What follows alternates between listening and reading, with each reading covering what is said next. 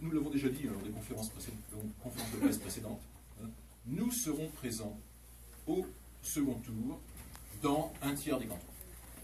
C'est-à-dire que nous y arriverons soit en première position, soit en seconde.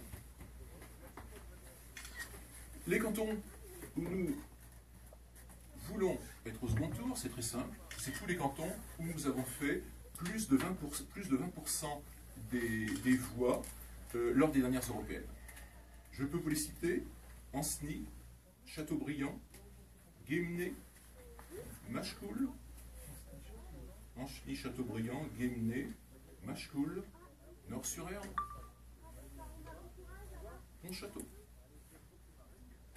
Pornic, Saint-Nazaire 2, Saint-Philbert et Valette. Des surprises n'étant pas impossibles dans d'autres cantons, hein, nous frôlons les 20%, je pense par exemple au canton de Saint-Brieuc. Ensuite, bien sûr, hein, aller au second tour, c'est pas pour nous le but ultime. Le but ultime, c'est bien sûr d'être représenté, d'avoir des élus au conseil départemental. Hein. De ce point de vue-là, hein, Saint-Nazaire 2 nous semble le canton où nous avons les chances les plus importantes, hein, et où nous allons vraisemblablement être dans un second tour PS Front National. Le 2, c'est celui qui comporte Trignac. C'est donc l'Est. C'est ça, Grosvalet contre Grosvalet. Vous savez, tout le président du Conseil général qu'il est. Qui sera bien nos thèmes. Alors, autour de quel thème ferons-nous campagne? Une équipe travaille actuellement à la rédaction d'un programme départemental que nous rendrons public le 10 mars. Sans vous en dévoiler dès maintenant le contenu, vous pouvez être certain que ces grandes lignes tourneront autour d'un leitmotiv: il faut sortir les sortants. Il faut sortir les sortants. Hein, et puis, quelques grands thèmes: hein, dépenser moins mais mieux, aider les nôtres avant les autres, aider au maintien des services publics de proximité dans les zones rurales, hein, aider au maintien des services publics de proximité dans les zones rurales, et défendre l'existence et le rôle du département, la défense du département, en étant particulièrement vigilant face à sa métropolisation. Déjà, sur ce problème, nos élus sont à pied d'œuvre, hein, à l'instar de Jean-Claude Blanchard, qui est à ma gauche, hein, qui a voté contre le nouveau pôle métropolitain de Nantes-Saint-Nazaire le 3 novembre dernier à la Carène. Alors, nous serons bien sûr amenés à nous revoir. Hein.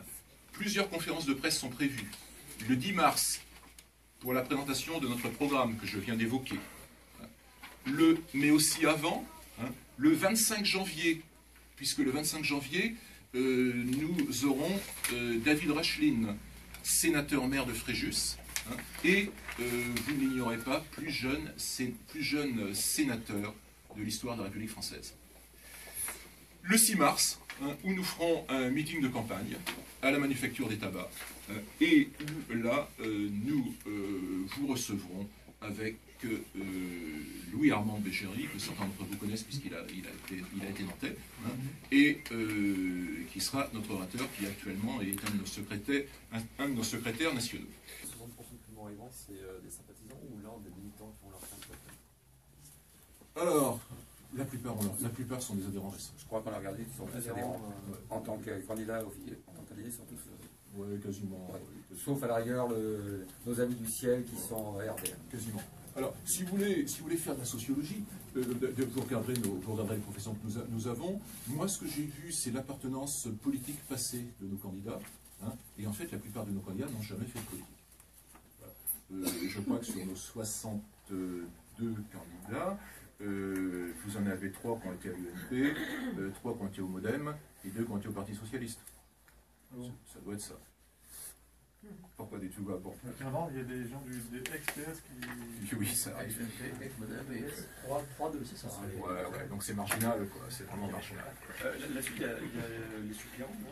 Non, les suppléants, vous les avez aussi? On les a, oui, c'est ce que je disais, vous seriez arrivé quand j'étais en train de faire mon intervention. Je vous aurais dit que nous avions même plus de candidats que nous avions besoin. D'accord. Voilà. On se trouve dans la même situation qu'on s'est trouvé au municipal. C'est-à-dire que l'enthousiasme est tel que... Là, dans les miens, je ne vous donne pas les suppléants parce que je sais que je vais en refuser. Oui.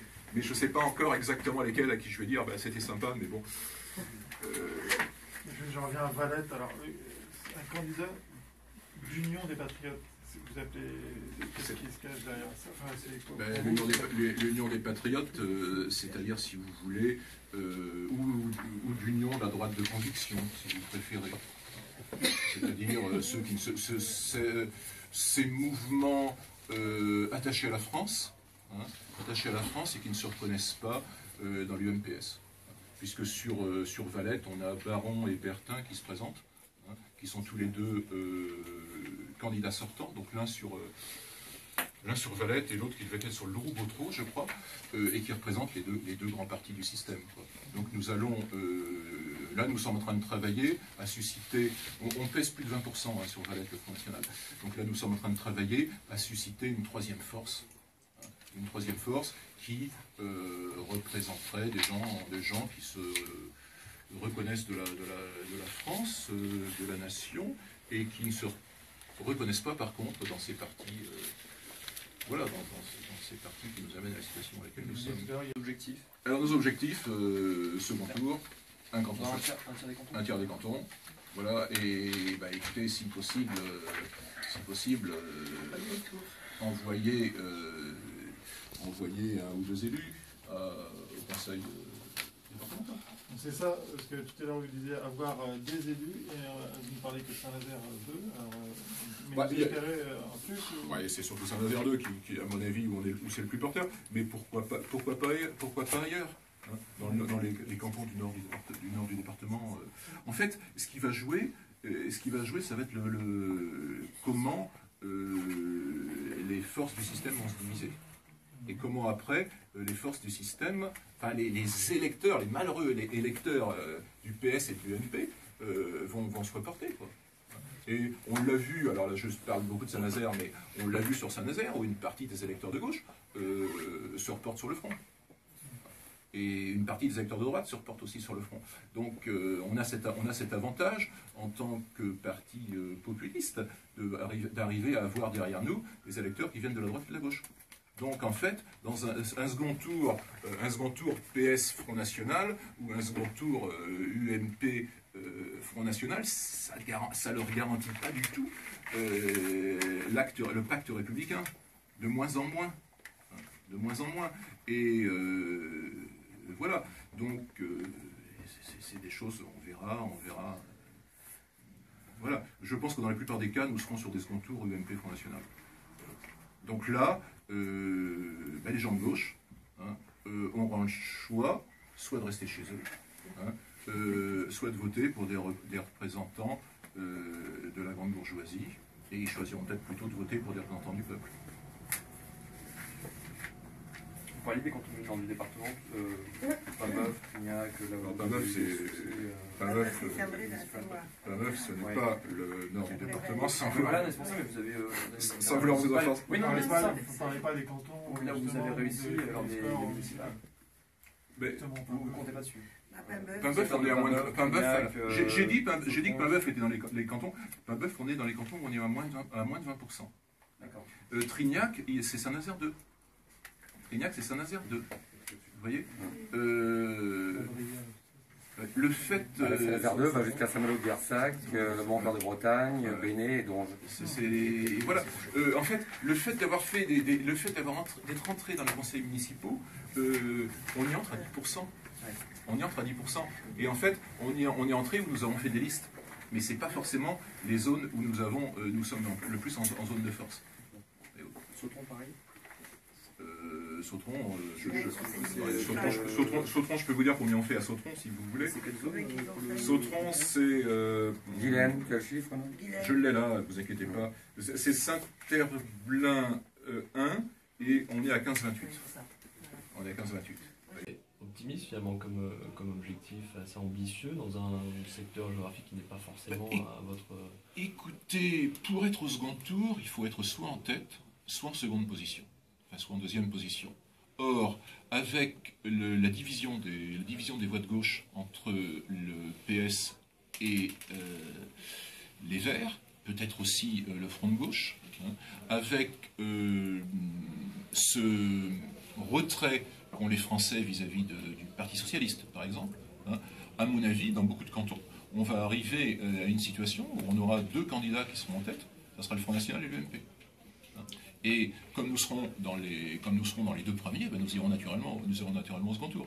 Alors, on aura peut-être, c'est le cas de Saint-Nazaire 2, on aura peut-être une situation différente où on aura PS et Front National en tête.